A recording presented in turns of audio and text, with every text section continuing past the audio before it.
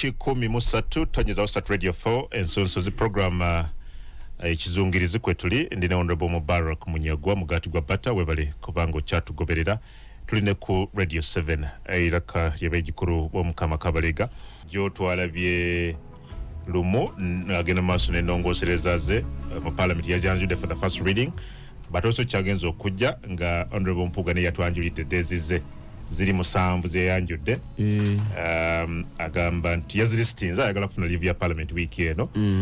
I don't know, as a former senior legislator, I don't know what you think about these reforms. Jokiriza briefly nzigamba abantu. Yes. Ayagala okutekawo running mate nga uchabe Kenya. Yes. President ne running mate we Mukalulu, then azewo no entrenching article ku presidential term limits. Ayagala kuleta second tier ya parliament nga deputy president oliajid azenga running mate ya kulira second tier ya parliament. In other words, ayagala parliament egabizimu bitundu bibiri upper ne lower chambers.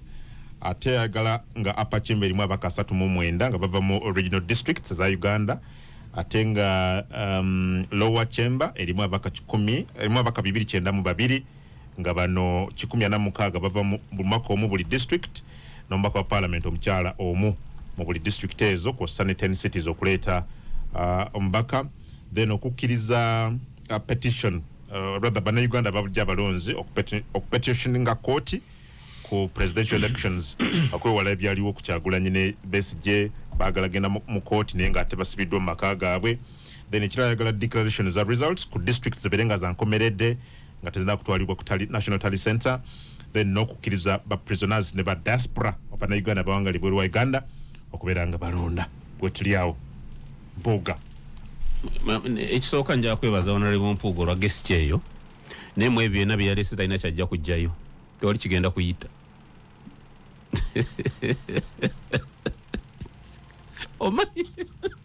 Omanyi you see tuleke kweyisanga baboni monarchy win the opposition twoyisanga baboni monarchy mwabasoma history nsasoma history nina gwenda soma physics asoma physics abasoma history bagamba nti the Bourbons over the Bourbon monarchy had learnt nothing and forgotten nothing from the past experiences. Kakati amusoke tulabe the character of the incumbent, the person of President Museveni as the incumbent. His Excellency the President wa Uganda ekisoka takiriza mu sharinga buyinza, takiriza mu kugabana gabana buyinza tabukiririzamu. When you put a running mate kitegeza bagenda kulabikira ku ballot wamu ku kakonge ke kamu ba campaigning wamu. Ochimanyi president taswa vice president ali ku ballot bwetugenda mu ebyo ono byayagala. Yes, president abataswa gwa vice president nti alupo de bali tasobola obuyinza abatabulina. Kakati gola Museveni gwomanyo okukiriza ekyo. President Museveni ekyokubiri ayagala nnyo parliament nga nnene kubanga yeye mwanguize ebibye parliament eno olwayo otuka mu parliament ya Uganda omanyi kino ekitimba avubi kye bavubisa kye bayita kikokota kireeta ebikere ekiguweno neno ne kireeta ebikere enfuddu biki kakati botunulya parliament ya Uganda olwaleero bajjira mu kokota yakuŋŋaanya kokota mu nnyanja eyekolera NRM kokota ebimu babiyisa tebabisomyemu ne mu webateeseza tebajjaamu. Are you aware of that?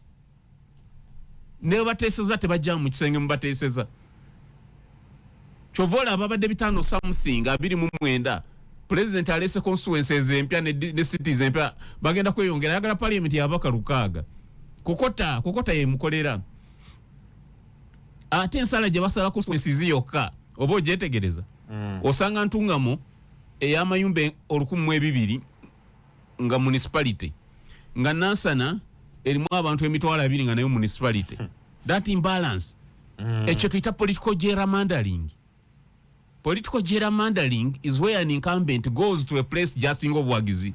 He fragments that place into small constituencies ajeno ku national level nga ina yasinga majority. Yes. That unfairness. Ekyo President Museveni tasobola kikize kya parliament entono. Kyayagala. Ekirala Honorable Mpuga ina kyeyakonyeko yayogedde ku miss my head. Ayogedde ku parliament kugikoza. Ayogedde ku vice president. Ekirala ayogedde ku Basibe kulonda tekisoboka. President Museveni tasobola kikiza. Teri musiba abawagira government eriko. Pozi ngo Mpuga tagenda nkoluzira nze nabeerayo bakasibe emirundi mingi. Buli musiba abayagala government yegwafulume. Abeja ajevuma. Abayagala government yegwafulume teri ajja kikiriza. Abenarem tebajja kikiriza. Diaspora tebajja kikiriza. Abali mu diaspora abasinga bakuba government. Asylum seekers siba NRM. Kati Mpuga byalesibe nate Honorable Mpuga tawe kibajja kukiriza. Term limits sibajja kikiriza kubanga kyabulalu nakyo. Bwe baleeta term limits Honorable Mpuga ekyo kireke ki dropping ekikola na makulu. Kitegeeza President Museveni yatandise upya inayo term zebiri. Emyaka emirala 10. Kati President Museveni olidde abala bya myaka 10. Nti wanaabo aweze emyaka 10 alina planning aweze emyaka 10. Alina planning aweze 12. Kakati omuntu bwatyo ng'omuteerawo term limits kitegeeza agenda kutukunkumula ebyaka ebisanja ebirala biri omuwadde. We need a legislation esibira President Museveni ebweru kye namba emu. Age limit starting point. President Museveni as a person must not appear on the ballot again. Yebera starting point. Given emyaka jafuza 40 oyo yagende. Term limits ozerete kuona President Museveni azagenda zikiriza sticking agaye term limits. Bakimukolera. Nenta nange ntandise esooka. Twabanga waddanga yokujawo term zizi. Watteka mu ka condition. Term limits ziza naye abaddeko. Ati ngambye kumusibira ebweru. Amendments zone zitasibira President Museveni bweru omala budde. Wano kyekibaawo. The power of the incumbent mu kalulu. President Museveni tuyingira mu kalulu nga alina amaanyi mangi. Mangi sente z'eggwanga yabana zo amagye agalina buli kimu yakirina. Asobola okusalawo gwe yesimbyewo naye n'akusibamu ewiiki n'akuta. Bw'alaba omutwala n'akusibamu ewiiki. Bw'atyo he has all those powers, the power of the incumbent. Irina okubeera checked. Number 2, donations mu campaign.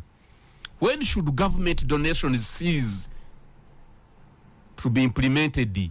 Sente zigabibwa. Mu campaign president agaba billions. Candidate agaba billions. Yagamba nti no tumale tutukiriza manifesto na budget ye twateka budget. Sancha myaka 5. Exactly. Number 3, problem of transmission of results. When should results be declared? At what point? He wants that district okuba is enkomeredde. Ku district Mpuga kyogera tekijja kukola. Transmission of results from the village to the district. Honorable Mpuga amaye kiba ku ground eyo mu kulonda nga kwakagwa ba diso ne ba radisi abeekola. Zinava zitya polling station zituke ku district nga namu. Aloje mmanyi akalukagwa sawe mune kitundu eyokumacha abantu bagenda okujja okulonda kuwedde.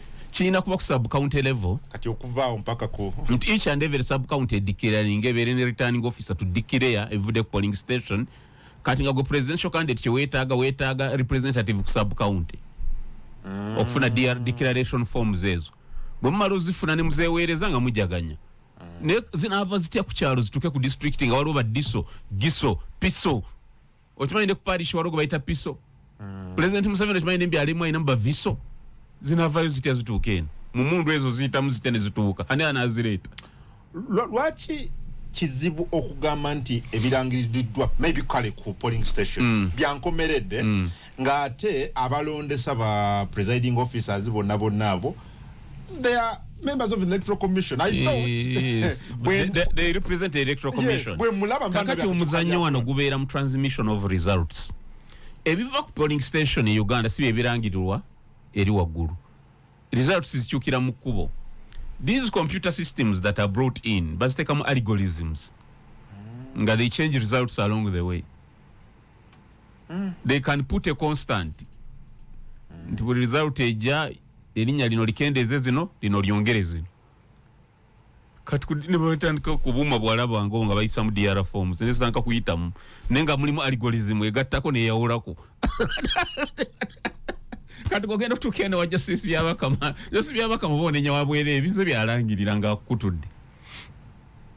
So when you declare results at the village level kitegeeze declaration form ebeera yankomeredde A candidate can even has powers to add up and declare himself.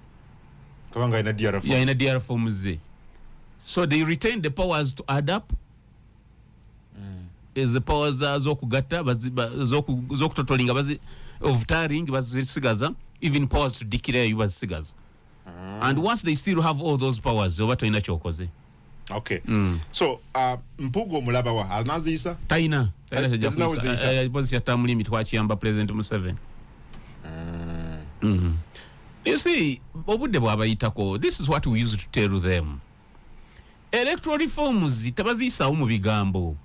Gojukira fetwatereka campaign wa no reforms no elections. We had a time when we were never Dr. Besigye ne Dr. Besigye nga commanding. Ererinya lawyer balita the Independent Electoral Commission. Twabanyigiriza ne baleta reforms obutono. We were demanding for an independent electoral commission. Naga yeka tuchuse ba date electoral commission 8 we tuongeleka independent. What President Museveni?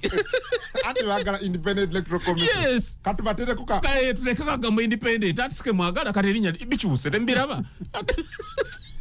But we need an independent electoral commission whereby commissioners come into office after public hearing.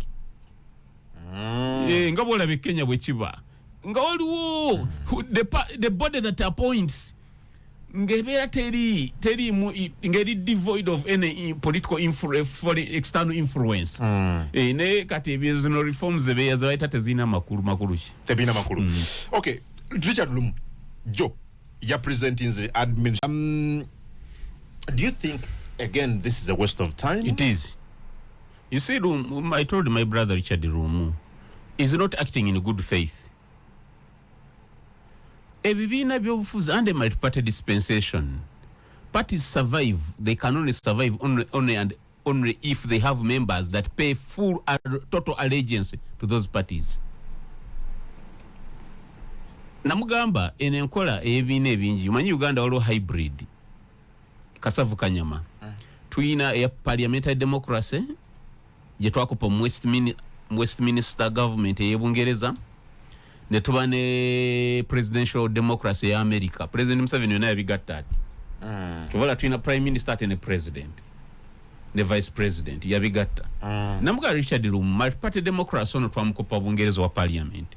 Gendo benchmarking uje tuita ku Westminster's Palace omanyi parliament ya Bungereza awetula baita Westminster's Palace. Gendo benchmarking ku Westminster's Palace oleba bikola batya. Namugamba asome ku je tuita Salisbury's Convention. Ebungereza nayo kusikomugwa kuno kwaliyo ne walo kye tuita Salisbury's Convention mu 1949 batula ne bakanya bino binakolebwanga bitya. This of opposition analondebwanga atya biki binalondebwanga bitya mu byofuzi tetuina medals satu mu emizanyo manyi medals baga mu Olympics bagaba gold, silver ne bronze. Is that the order? Yes. Gold, silver ne bronze. Mu byofuzi temuli bronze. Muli mu gold na silver. NRM ekwata ekisoka numpu nekwata ekyokubiri babiweddeyo. Kati go DP obusungu babukwata linda kaluka ddako. Toina mukisa. Obere mbabiri abasoka toina mukisa mulala. It's only gold and silver. And silver tebiri yebyo olumu byayogera. Lwaki leader of opposition bono government bine bina ndaleto mbako omwana leader of opposition ekyo kijjawa. Why? Kati kankubuuze nga batuko kulonda leader of opposition nupo yakakulonda leader of opposition nga bagamba ne Mau alete akaba kati Mau wa DP naye kolagana ne NRM.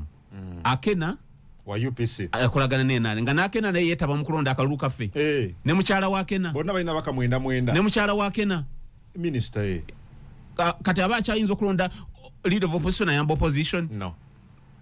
You see mukulu amanya abana byafuzi bano balina obuzibu abana obuzibu n'omuntu kinoomu yaloza nti byajja bisotinga nateeka nze I agree honorable Ssenyonyi talina administrative skills eri babaka banne ali bit a roof ali proud ali ki nebyo mugumikirize ebyo bijja kugwa birala ekisanji kira birijja na birala that's if twate tukute buyinza ekyokubiri bwe tubange essira yonna tuyitadde mu kusira ku registering kulaba tulwanyira te cha leader of opposition kitegeze government okutwala government tukubitu bivuddeko ngaba mwanguyiriza ye ya mangu agafunye certificate of financial implication mangu ago bamuwadde we okujja tekiri mu good faith ekintu ekyo tekiri mu good faith kuside the opposition ekintu kyawonale bulumuze namugabe ebintu ebyo yabireke temuli njagala okwebaza mu ngeri y'enjawulo omukulu adumira oba akulira CID Fande Tom Magambo webale kubanga ogoberera nteekateeka eno baroso n'emirimu gy'okolera eggwanga nalabye amawulire CID yaffe ekitongole kyaffe kivunaanyizibwa okunoonyeza ku buzi bw'emisango eky'eggwanga kyabadde ranked nga third best investigation agency mu region rather ku lukalu lwa Africa third best investigative agency mu Africa abatuli mu maaso bokka ly'eggwanga erya Ghana, is it Ghana?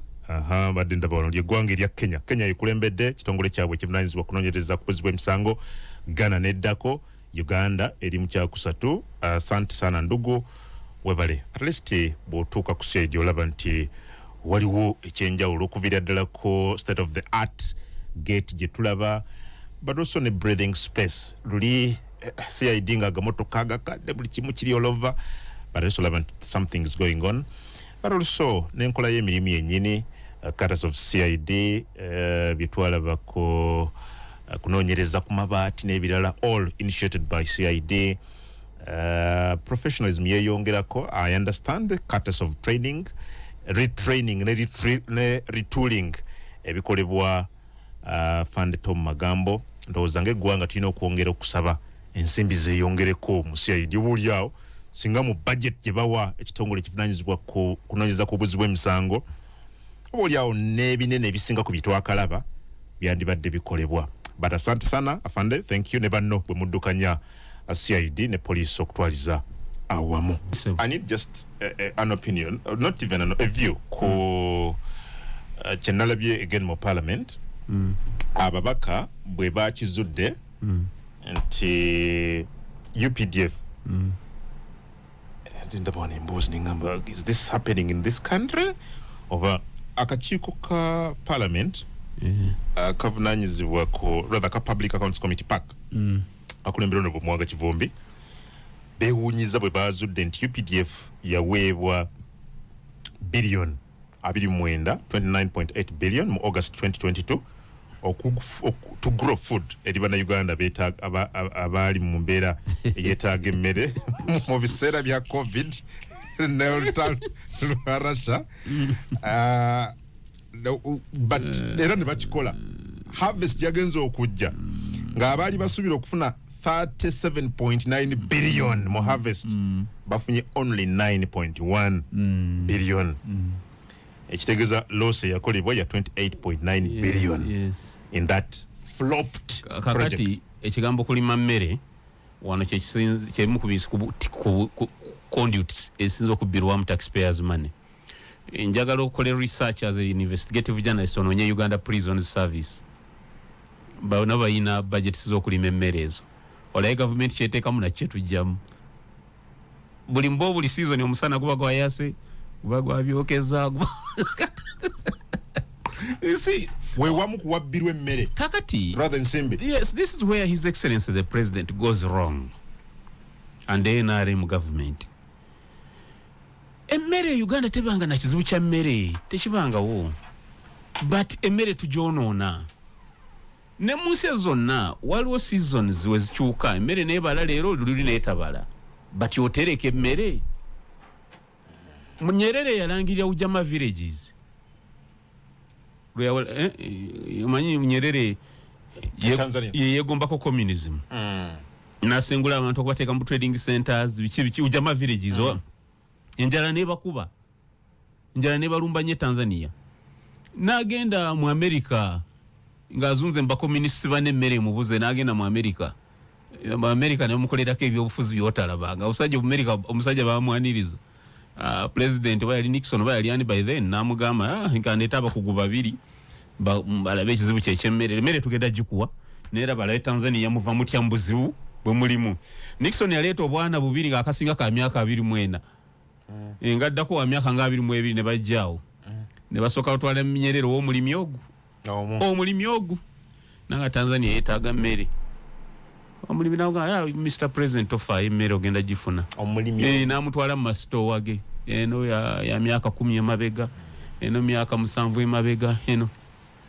omulimi yes nga ina ne airstrip ku farm n'erinyonyi ne zitandika okusituka ekiro ekyo batika bwe zisituka you see emmere ina gitereka wano tugenda ntubaza amatooke ne bakugamba mbwe ettooke wano ligula 10,000 enakisero kati ettooke ligula 7 goloza mu kyalo baba aliguzeeyo mmeka 12 singa biri ekyuma ekikaza amatooke temwakiteekamu byabufuzi kukiriira mu ssente ne kibanga kikola bya ddala ne tubanga tulina amatooke amakalu ne bannayuganda ne bayiga okugalya ogasookinga ne bagalya sitegeeza amatooke gandi badde gagenda mu bulagana agali fresh twanibadde tudda ku makalu gende nakasongola batereka mu lumondo omukalu.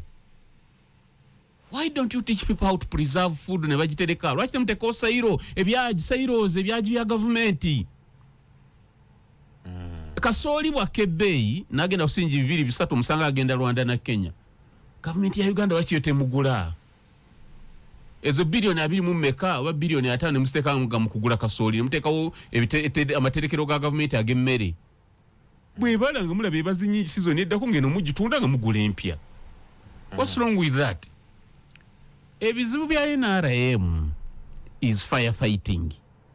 What's that? They don't plan.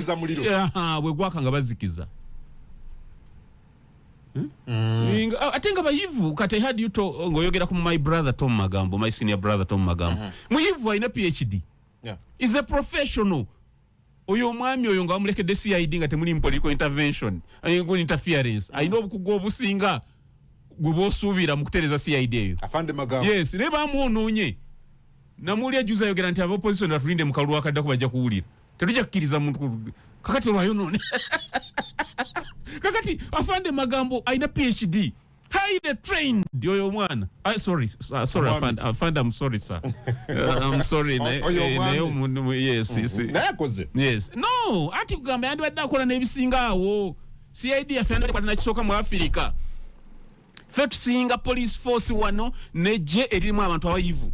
Kigendo kyononyereza. Muntu gosanga PhD oyo Afande Magambo amuleta major. Gwe Kenya balina major wa PhD. Naye fe tulina wana abantu abayivu. Naye kati problem kati NRM egenda mwekwata. Etango mukose. Ulire munyagwa oina fire oxide quarters. Obade ku radio 4 yogedde bino. What is a professional man? No. Maybe settlement je yogere nti 226 tuli ready. Kati go CID obere oti ready. Ready over what? Ready for what? This is a multi-party thing. Afande kakati nebambi ne pressure be muva waguru. He is acting professionally. Ni nabe nari mbakade bamukanga tetukutegeera opposition gato nabasiba yabawera. Kana biranga na yali between a rock and is torn between being a professional, high schooled professional no kubere nare mukada. But singa babaleka kati nga CID ne bajiwa sente ne bagireka ne tambula kati nga bine bintu emubi ebatawanye. Yes, CID bino manya state house and corruption. Singa betebiriwo. CID can handle. Those Magambos can handle, I'm telling you. They only need the resources. Yes, no quality acting independently with that freedom and independence. Yes, no muntu nafuna that confidence. Nange munyagwa nsobola funa fairness ku CID headquarters. Yes, naye kakati umutanko bakanga ne mbakanga bajja kubakanga nera Tom Magambo ojja muwuliranga 226 byayogera tebikwatagana nga ne mukambo muzibu nenga bambi is a professional nenga bamumba muli bubi okutereka emmere kintu kikulu nnyo oba oyagala oba toyagala olana America etereka emmere ekye tugamba omusajja we Nakasongola kyadanyonyola mu Lunyankole nti tutereka naye tukikolera mu bugubi n'abatereka sife banje nnyo tugamba nti sente zino government zeewa abantu bano bamusiba ttayi ne baliya mu bungi gende Nakasongola oyo enkola y'okutereka preserving lumonde ogiyinjiwaze balime lumonde mu bungi oteke mu mbaguleko oteke ebyaji bya lumonde bwali bataliiriddwa omugabe mu masomero gamulye bwe tuba tutumwetaze mu mukozesa naye okutereka emmere akalo obuloso akadooso katerekera n'emyaka 10 mu byaji kasooli ng'omutreat nzo omuterekera emyaka 5 mu mawanga agakulaakulanye mu 21st century batereka emmere tokyayinza kubanga ofuna enkuba 2 seasons eya n'ogamba nti waliwo ebitundu by'eggwanga ebyo ebifa enjala ngakaramoje ekisoboka nze kiranda okuva ebulanga tell Honorable Munyagwa to join future President Muhoozi for better Uganda, but we want a radio station also in Busoga sub-region like Radio 4. Thanks for your presentation. Adam, nze Hamim Gagamele Nakasongola evarenyo. The speaker is behind Honorable Richard's bill in fighting Joel, but we have to think of the future. MPs should not fight cheap politics in pleasing the speaker. Jonah Masindi, thanks for the program. Thanks for the progi Amachara Godfrey Chinyara Masinde. Afande Talemwa from Hoima Kasi Nina. We are live and clear. Live and clear. Honorable Munyagwa has ably explained the Middle East conflict the same way Dr. Abdul Anas Kalisa, rest in peace, would have explained. I am Richard Katurumba. Okay, ebali kusima munange. Hello Kungu, unze mwesigwa wachisanyi ogwo mwana bamukwate bamuteke mukomera abereyo nga, and I think you biralanye atabansibiriki na abadayogira ku muntu mulala. I think ana program jawulize ndaleta lieno sina mwana anyway kale webali nnyo kafesi mu 3 Honorable Munyagwa umbe tuberenga tuva ku mpewo olunaku. I agree with Honorable Munyagwa about powers of the incumbent during an election. Alex ali Kampala International University hizi mwena betulina ba Kampala International University mwebali kugoberera enteekateeka ey'olunaku olwaleero n'okwagala Radio 4. Honorable Kabye Chofato Gabye webali message bakamulaba kandabe gwad ala wanje Gege cyane igumushacha nagamba kibonera Munyagwa ogunoha Gega Mugaiga Norgangahe Mugaiga nyone ndagama sioro kugesha hano mu Kampala. Okay. Okuya bakaje government netandike ibintu kumenya ke yavanene shishira musente nkate nkabushenya utatnyaruzinge katandike cyoma cyo kubike bitoki. Konga bakiga taramusente negesha hatikare bagamo kibitire shitoke nacyo. So ne ibintu rumuzigamba kuko kubikora varema. Eno Mubaraka Munyagwa twenda ije muri stagwenda yitu nkokwazi. Olido mwana we Masioro yochagambi. Masioro. Yes. Masioro is a landing site in Kitagwenda district. Yes. Eri ku Lake George. Agesako kugamba nti government yene bintu bingi byeyogera nebitandika neteka mu sente. Nini ebirekawo? Ekyuma ky'amatoke kyenkugambi kibayogera kuba okijukira. President a project yayaze nayo yokuprosinga amatoke bagatereke nga makaru tugagulenga mu supermarket onyeke mu mazzi dairy fuke bisi ofumbe ekyuma ne kakati ebushenyi tekitandikanga kukola. So but tatereke mmere na kugiprocess byogera value addition no tuetaga amakolero ge tuetaga Uganda tegenda kukola mamotoka kusinga Japan oba China oba wa kola amakolero agajja mu nfunayo nga nakatale okayina akeyo yokola kungo kitegeera bulungi ekyenkunyonyola. Yes ogenda n'osanga wano ngoyine nanasi ziflooding eruwero teeka ebyuma ebikamula juice w'enanasi eruwero obenga mu East Africa juice w'enanasi ava Uganda olaba abantu eruwero batagaga wali tuwetaaga kuba twalira bino parish development modont myoga biki batera ebyuma obaguleke enanasi zaabwe bagaga wali. Kati owulira omuntu atunda ate bamugulako batelita ya mata siringi 3 nga bwaba agula akacupa ka minota yakagula 100. Bwekiri half lita ya mazzi egula 100 mu Uganda. Lita ya mata egula 3.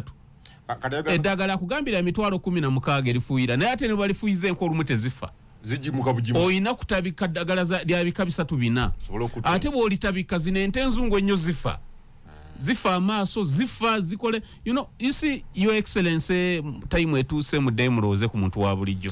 In fact engoma ayogedde gomba nsinga nnyo kutegeera ngoma yayogedde ku 3. There was a time lita jayogedde etuka ku 3 ngegula siringi 10 bweti. In fact nenga ne 10 kitewali agula abantu ne batuka nga amata ne bagayuwa buyiyi nenga abana boyina mu UPE betaaga amata government sente zizibbibwa lwaki temugula amata ku balunzi bano mugagabira abaana baffe ku bwereere teri muna Uganda agenda kunyiga ngawulya nti ogabira amata mu masomero ku bwerere. Priority ya government. Can you imagine? Ngoma ne bayiwa amata. Abalunzi baffe kubaka kati ekivaamu abantu bava mu kulunda. They will pull out. Batandika okuvaamu. Osanga kyovola oba wetegereza mu lufula baleeta n'ente zikamibwa ente enkazi zikamibwa n'olanga bazeese kuzisala. Abantu bigenda bibatama babivaamu. Waliwo ngambye wano nti afande magambo mwagala nnyo muyivu ekyo kikugambye afande magambo muyivu highly qualified naye takiza kumuteeka mu byabufuzi balina future nene nyaba abasajja afande magambo mumpulidde muyita omwana asingako obukulu naye akyali muto. Ng'eggwanga erya Iran kyaddaaki liyungula ebikompola byayo missiles ku ggwanga erya Israel. Naye ngera twabalabye Abayisirayiri nga bageza ku interceptinga bikompola ebisinga obungi nankubadde nga kigambibwa nti ebimu ne byatonye ne bikwata mu kibuga Tel Aviv. Ebyo biri side eyo ne wano mu ggwanga Joe Richard Lumu abiru eri erimu ekyokulonda leader wa opposition n'ebirala yagipresentize mu lukiiko lw'eggwanga olukulu for the first reading. Nalabye yakozemu ebintu bingi byakyusiza mu ebyo bye yali yayogera mu kusooka. Ate mu ggwanga erya Kenya abaka ba parliament nabo balumye n'ogwengulu abaagala kubeera nga deputy president mukulu oyo Gachagua Rigi nga bamunaabya agocha baagala obwa deputy president bobeerenga muyita myaganya gy'engalo balina ensonga zaabwe. Bamuvunana ebintu bingi bagati yali mabega obwegungo bwetwalaba emabega kawa mu ggwanga erya Kenya. We don't know whether this will be successful, but at least chetwala olunaku olwajjo ssemateeka waabwe ayogera ku mikono ku 117 but bwe babadde banjula bino mu parliament ng'abaasayidinga ku censure motion eya deputy president Gachagua babadde 291 meaning nti emikono gyasusse by over 80% mu egyo egyetaagisa okubeera nga deputy president anaabibwa mu maaso anaawona taawone. Kane president William Ruto do something about this oba ali mabega waakyo? Bibuuzo biri gye muli. Manyi government ye Uganda betuuseewa ku bi imports. Lwalo imports zetwetaaga amaterekero ng'amafuta. Tulina gye tuyita the Strait of Hormuz. Strait of Hormuz. Yes. Manyi tulina choke points mu nsi. Abasoma law of the seas amateeka gafuga gasemayanja tulina zituyita choke points. Choke points ge makubo emmeri mwe ziyita ge makubo g'emu nnyanja w'osanga nga gafunda waliwo gafundira. Otera okulaba Morocco weyawukanira ne Gibraltar. Strait of Gibraltar. That's Strait of Gibraltar. I know it. Kabugazi wa kilomita 9 mailo 9 ako akaita choke point mu lulimi lwa semayanja oceans. Choke point. Yeah, katulina kituyita the Strait of Hormuz. Strait of Hormuz otera okulya America ng'egulanira ne Iran. Yo Strait of Hormuz waliwo Atali. Tulina kituyita Atalis mu lulimi lw'amafuta. Omukutu gw'amafuta lutu etwala amafuta tugita Atali. Nga olira Atalis zine z'emiswa gino egy'emitima egyaki. Yes, mu mubiri. So waliwo Atalis z'amafuta ez'enjawulo eziyita mu Strait of Hormuz ne Red Sea. Chances are many that Israel egenda ku retaliating ku bulumbaganyi bwa Iran. Chances are high. Naliwe mudumizi w'eggye lya Israel ngaga nti whenever, wherever, we shall retaliate. Yes, Nadala, given character Prime Minister of Israel, bagenda kulumba, they are likely to retaliate. Now, when they retaliate, kwa kati ne Iran is desperate, yalabye speech ya Prime Minister of Israel, jawade mu UN, wajira UN General Assembly, boyagambye regime change Iran teriwala. Meaning the regime in Iran is in panic and waliwo suspicion growing balo that kat Israeli na America they are up to something big against them. Israeli bwe retaliating ojukira Iran yagambye Israeli bwe yanukula tujja kuza shwita crashing counter retaliations. Iran will attempt to overwhelm defense systems za Israeli ne missiles nyingi ennyo. Meaning twagenda wali like okubaluka okitwita a bigger regional war. Kakati ekyo bwe kibalukawo mu Red Sea, Suez Canal, Red Sea, Strait of Hormuz, wajja kuba takyaliwo mmeri esala kebeya byamafuta oba yaki. Kakati simanyi gavumenti oba ekirowoozaako ekyo eŋŋano bino ebikomando bemulya bijja na mmeri. Amafuta govuga gajja na mmeri. Simanyi oba amaterekero gaffe ag'amafuta oba galiwo kuba ojja kusanga liita y'amafuta wano gegula petroli ng'agula emitwalo 2. Simanyi gavumenti ekyo oba ekitadde mu birowoozo. Ekyo yemu ku ngeri gavumenti gyekolamu ebintu. Do you think it forwards the situation? Anti embuuza nti wano Uganda twakyuseemu kuba amanyi enkola tebaawo wano. Bigwawo nga tulaba. 2. What is crystal clear is that regards Gachagua agenda kubeera impeached. That is crystal clear. It is. Yes. America nesomesa aba-Ukraine okulwana nga balwanyisa obumundu obutono. Russia we yakomawo yalowooza nti byebimu. Actually no olumba lwa Russia olwasembayo. Bw'oba wagoberera ddala TV y'Amerika nga Russia ebulayo katono okulumba. They lured Russia into that war. Bagenda bagiwaana bwanyi. Russia egenda kulumba kyannako egenda kulumba. Ate egenda kuwambira Ukraine mu nnaku 3. Bikyo wawera batoko gye bali boogera. Russia neekola ekyo neerumba. Naye nga America ekoze kye tuyita etadde asymmetrical warfare approach.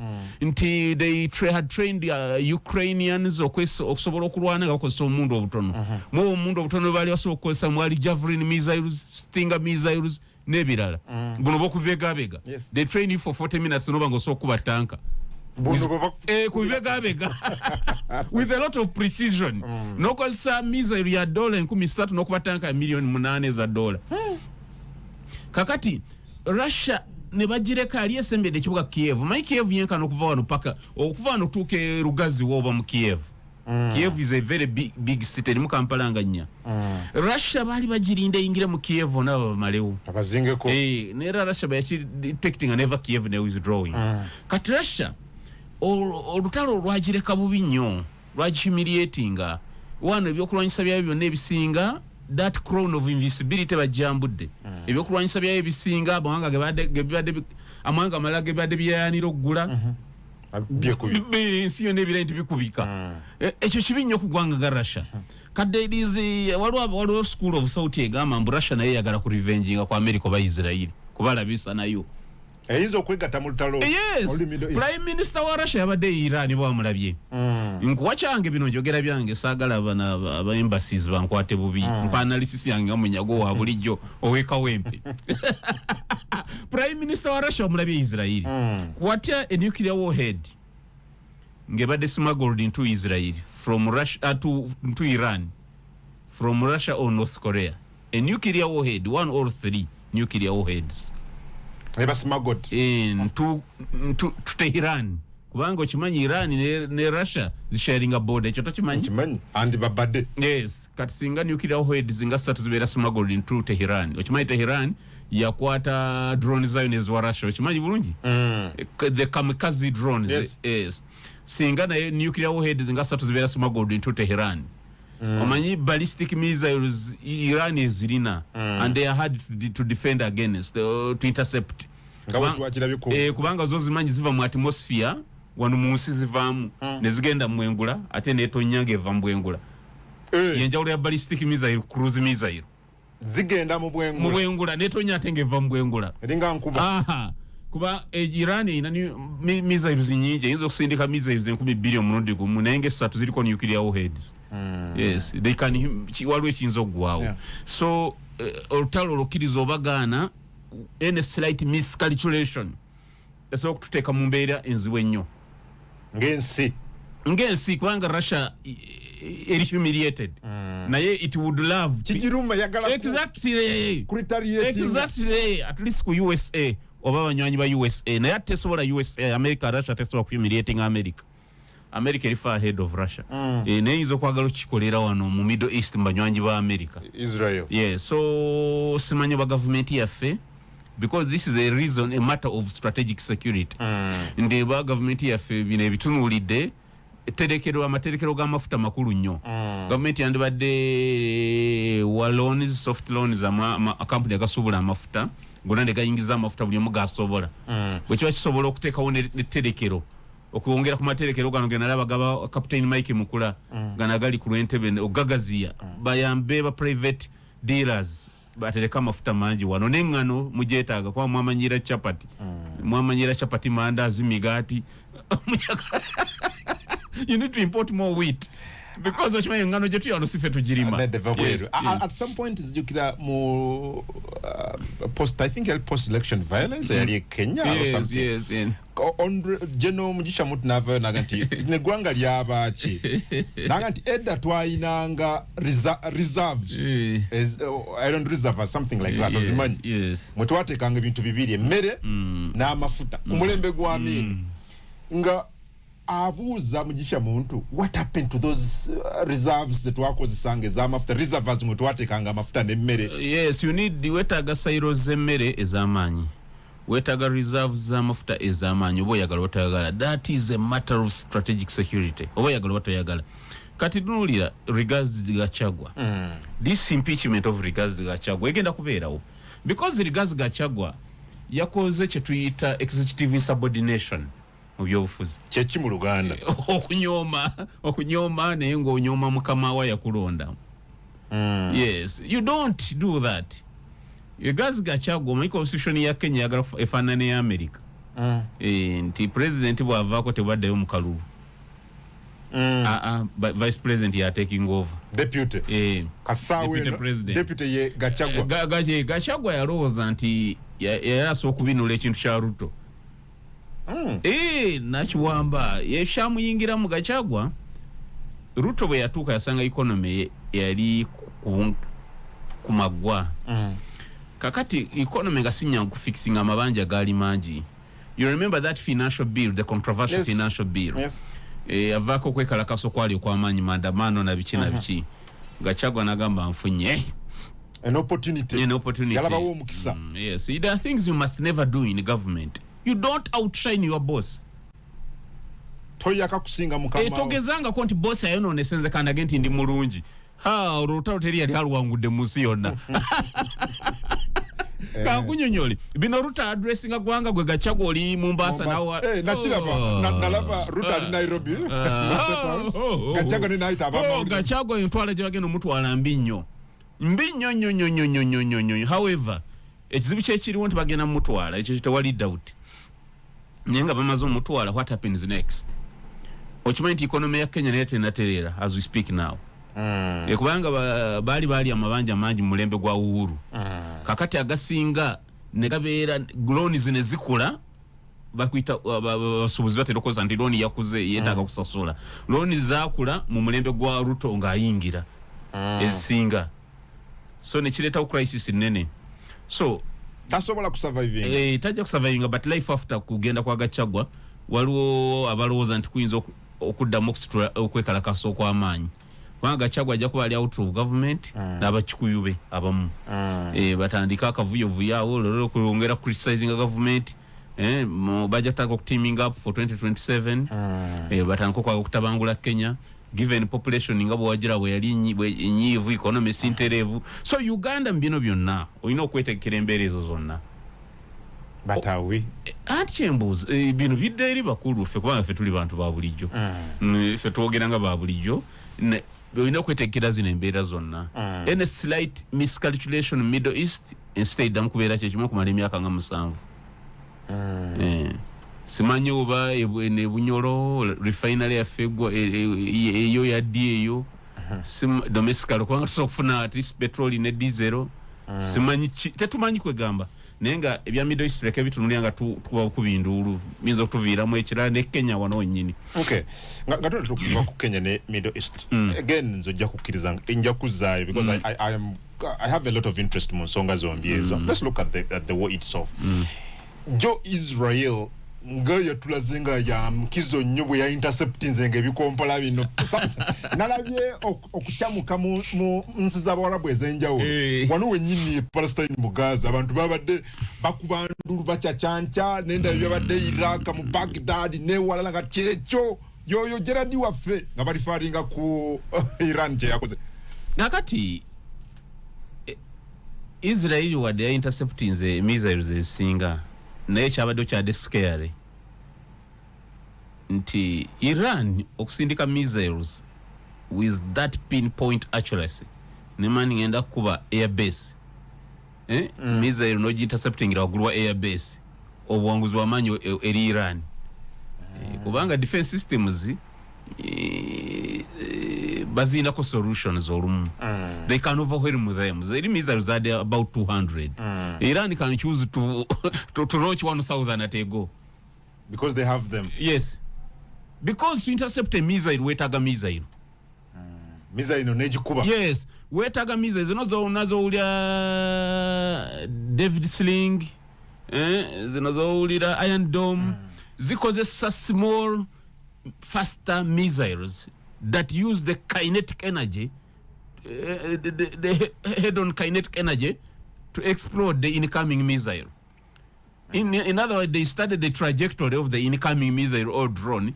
Trajectory liba kubo missile mwegenda kuyita abakugu kubanga Israel nkugu nnyo. Then they launch another missile. Defense systems wezikola nezifuna head-on collision. You get the point. Ikanokaduka nnyo ke balaunchinzo ku interceptinga ne katomereri nezabika. But baizo kumana tugenda kuba Entebbe airpost. Ne bai mu route eyo ne muita missile 10. Mu route eyo yennyini. Yes, kakati you can intercept 5-6. Olusi ne battery weziri ne kalira. Zinezija nezita nezikuba defense system yennyini nezikuba ne defense system. Kwagamba Iran ina capacity. Naye tekyenjagala tusagala weerabire. Israel amanyi gayo gali mu intelligence. Okusinga nnyo. Kuketta. Si kuketta, intelligence tekuba ketta bukesi. Yo ntute wazibu.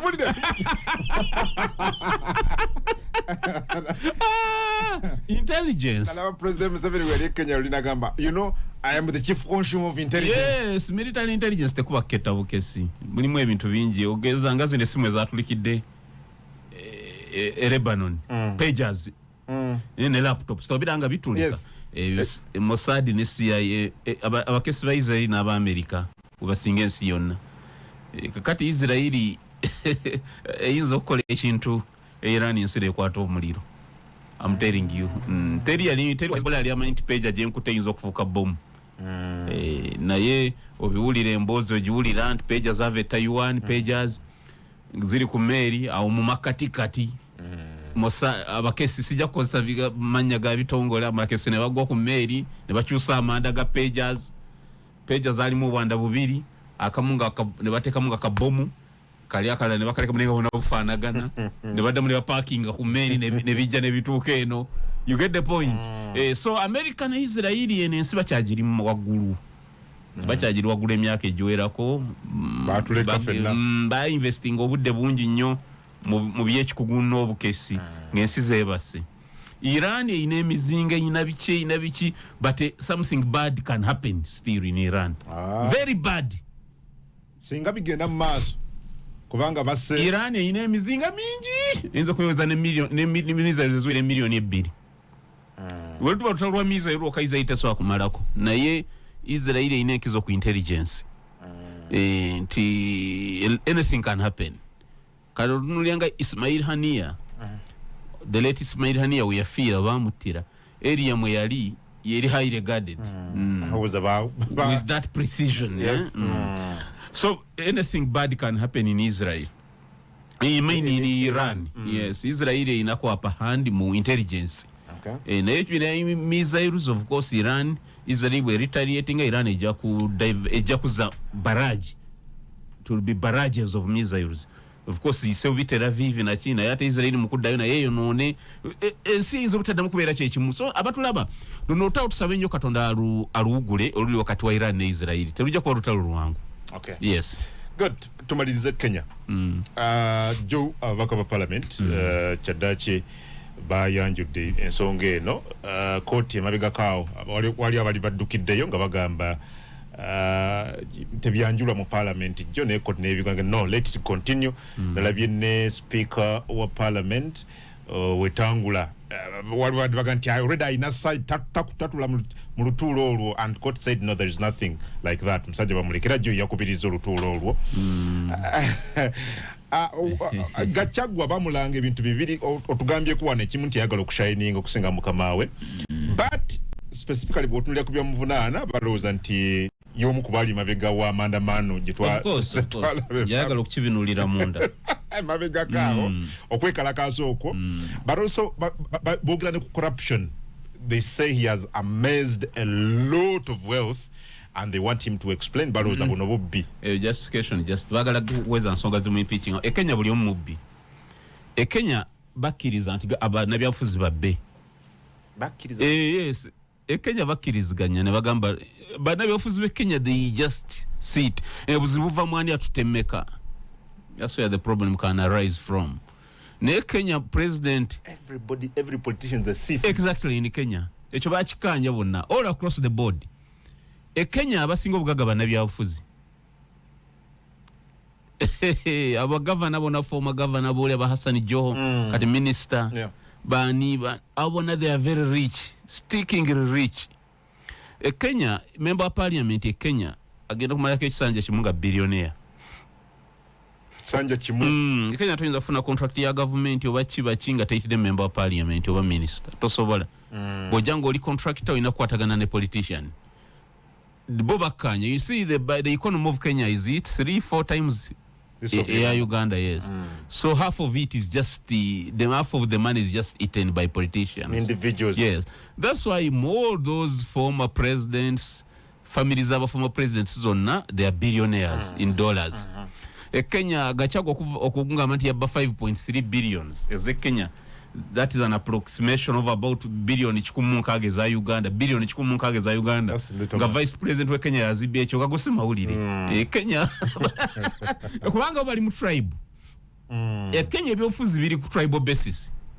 Zino parties zijanga just birungo but bo ideally baba ku tribes. Nera bo Kastoba no twadia tribe yo eri wabo wamubera muzira. Ate kino kya Mountain Kenya kibavunana Gachagua baga nti is promoting tribalism, sectarianism nebirala. And also ngatirako necha what is Uhuru Kenyatta mu bino byonna. Kakati mu Africa mulimu ekizibu kimu. Mulimu tribes 5. Tribes 5 ezo after independence abazungu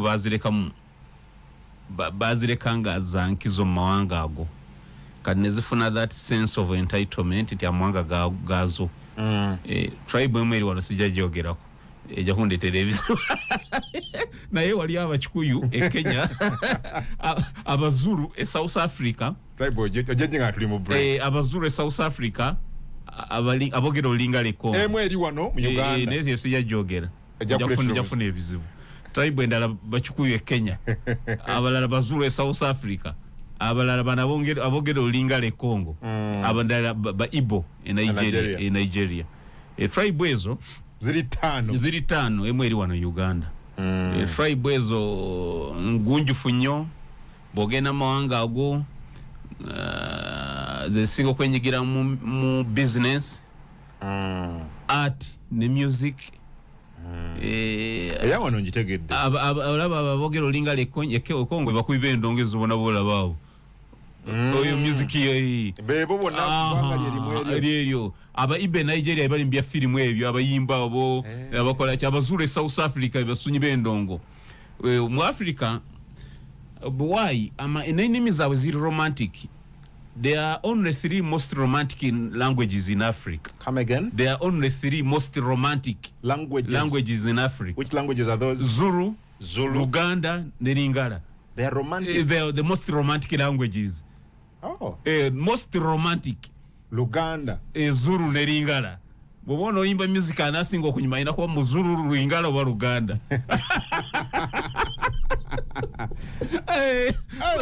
No Luganda will do romantic. Most romantic languages ziri satu one. Come again? The most romantic languages in Africa ziri satu. Zulu, Lingala no Luganda. Ate mbulira yo muyimbe omulala gwa yimba mu vernacular mu lulimi lwo abayali abadde wamanyi gasi nnimi ezo satu wano mu Africa. Abanyarwanda we bali wano goyina oluyimba lw'Abanyarwanda Rose na wano lwomanyi newe kirire Rwanda olabe music wa Uganda wano. Wano nera gwe kuva twakula no music twayibuliranga we Congo South Africa. Africa twogera ku music Africa yes.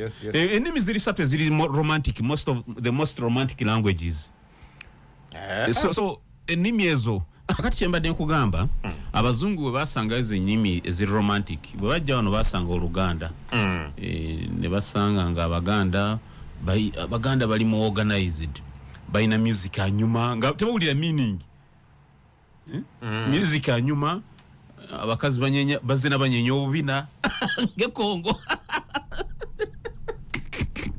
abazungu ne basanga ebikyala wano ebyebibina nga binyenya naga bino nga binyuma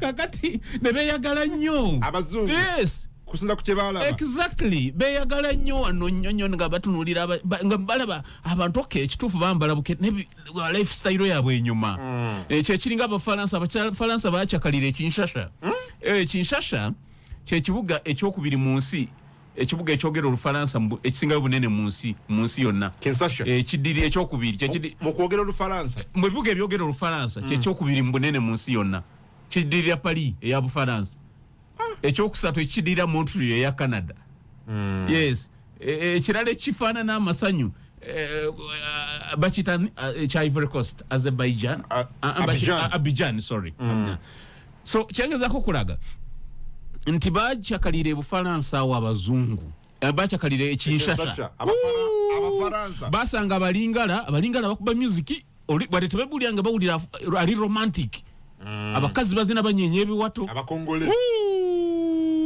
ne beyagalira eringala ne beyagalira ekinshasha banyumirwa omuziki nga buli mugaga ave Belgium mu Bufalansa watuuka ekinshasha tayagala kuvaawo kati ne bafallinga in love n'abalingala n'abantu abogera olulingala kati bolo okuba abaali babaziza okwagala kalichawe bagadde biki kyovola abayimbi bana abakonga abasinga balitayiringira Belgium bo Paris bo balinga waabwe babagala nnyo kati n'obuyinza baali babulekedde abo bankuruma abo they are lingala speakings nera kyovola rift eri ekongo kwame Lumumba sorry Lumumba Patrice Lumumba I'm very sorry abatuliza mu nsonyiwe Patrice Lumumba those are lingala speaking nera rift eri Congo ebera always wakati waswahilis ne balingalas abaveno ku border za Uganda border za Rwanda border za ababordalinga Tanzania ababordalinga eri Lumumbashi ababordalinga Zambia abo baita the Swahilis against the lingalas kati syndicate yo neberawo mulingala butafuga abalingala tebalina kufuga Mobutu was a Swahili Kabila was a Swahili. Ne Kabila Junior is a Swahili. Sekedi is a Swahili. Baba Veno mu East Baba ita Swahilis. Eri against the Lingalas. Roko aba Lingalas baiti mukanyo. Nera wadde ate waliwo ekyo. So the Swahilis baluwa na balingala butafuga. Yes. Naye ate on top of that, olingala lulimi olusingayo mu nyimi eziri indigenous ze Congo lisingayo kwogerwa mu Congo lwaki luli romantic kangu ekyo okulabirako kino kikusumbuye ogenda Arua onosanga omululu ngali ku luyimba lwa Eddie Kenzo azina naye nga nabo balina music waabwe naye Eddie Kenzo lumunyumira ogende Kotido nosanga olinga ali kukyalenga omwana kyalenga ali kuba wine awuliriza lwaki awulira Oluganda luflowinga bulungi because Oluganda Olulingala n'Oluzulu these are the most romantic languages on this planet and on this continent abazungu bazaagala nnyo nga bawulira entertainment bibanyumira kati mu ebyo ne ba interactinga nnyo n'Abaganda n'Abalingala kakati Kenya ekyenjawulo nti ye Jomo Kenyatta yeewaayo kulwanyisa abazungu yes abantu bigenda bibatama babivaamu akadde kawedde mu munyegwa abatuwuliriza mbasiibula waliwo ngambye wano nti afande magambo mwagala nnyo muyivu ekyo kikugambye afande magambo muyivu highly qualified ene takiza kumuteeka mu byabufuzi balina future nene nyaba abasajja abacha afande magambo mumpulidde muyita omwana asingako obukulu naye akyali muto siye mukulu enya he's a young man bakyalina future nene oyo akyasobola n'okukola mu UN asobola okukola waso baleke kubadde ntingira mu bino bintu bya NRM tebirimu makulu officers baffe kyambadde ntegeeza naye mbebaza okubeerako nawe nkwebaza kungu nayaza babale nnyo honorable Mubarak Munyagula kadde kotuwadde era kotuwanga buli lwakusatu wano ku radio 4 kale tujja kuddamu olunaku lwa abanyumya Munyagwamba ne ku NBS TV buli lwa Sunday ku NBS Eagle era ne Sunday eno mwatulabye tujja nakuba na again this week ku Sunday olutuddemu tukwatagane wano ku lunaku olwokusatu mu programu ekizungirizi